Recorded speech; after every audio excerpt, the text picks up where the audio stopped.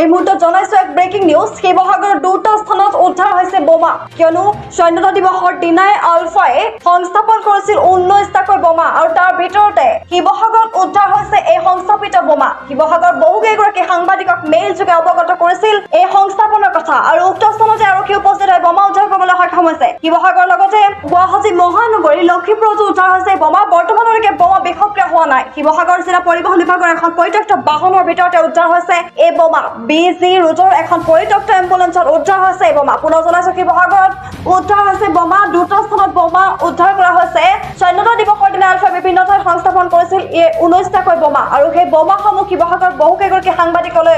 mail কৰিছিল সংস্থাপনৰ কথাক লৈ উক্ত স্থানতে আৰক্ষী উপস্থিত হৈ উদ্ধাৰ কৰিছে বোমা শিৱসাগৰৰ লগতে লক্ষীপুৰ গুৱাহাটী মহানগৰীতো উদ্ধাৰ কৰা হৈছে সংস্থাপিত 19টা বোমাৰ ভিতৰত বোমাসমূহ বৰ্তমানলৈকে বোমা বিসক্ৰিয় হোৱা নাই শিৱসাগৰ জিলা পৰিবহণ বিভাগৰ এখন পৰিত্যক্ত বাহনৰ ভিতৰত উদ্ধাৰ কৰিলে আৰু লগতে বিজি ৰোডৰ এখন পৰিত্যক্ত এম্বুলেন্সৰ পৰা উদ্ধাৰ কৰিছে আৰু সেই বোমাসমূহ দুই জায়গাত পোৱা গৈছে গতিকে এটা জায়গাত আমি অলৰেডি বম ডিছপ'জেল স্কোৱাডে ৰিকভাৰী কৰিলে আৰু ছেকেণ্ড জায়গাটোত আমি এতিয়া বম ডিছপ'জেল স্কোৱাডৰ কাৰণে ৰখি আছোঁ তেওঁলোকে অহাৰ লগে লগে আমি এইটো ইয়াৰ পৰা ৰিকভাৰী কৰিম আমিতো গোটেইখিনি প্ৰিকশ্যন লৈছোঁ যিহেতু এটা সংগঠন এটাই মেইল কৰি পেলাই জনাইছে যেনেকুৱা আছে বুলি গতিকে সেইখিনি চাই পেলাই আমি যিখিনি সতৰ্কতা অৱলম্বন কৰিব লাগে সেইখিনি গোটেইখিনি অৱলম্বন কৰি আমি এজ পাৰ প্ৰচিজাৰ আমি বস্তুটো ৰিকভাৰ কৰিম পিছত এইটো হয় নে নহয় এইটো পিছত এচাৰ্টেইন হ'ব কিন্তু বৰ্তমান আমি সতৰ্কতা গোটেইখিনি অৱলম্বন কৰিয়ে কামখিনি কৰি আছোঁ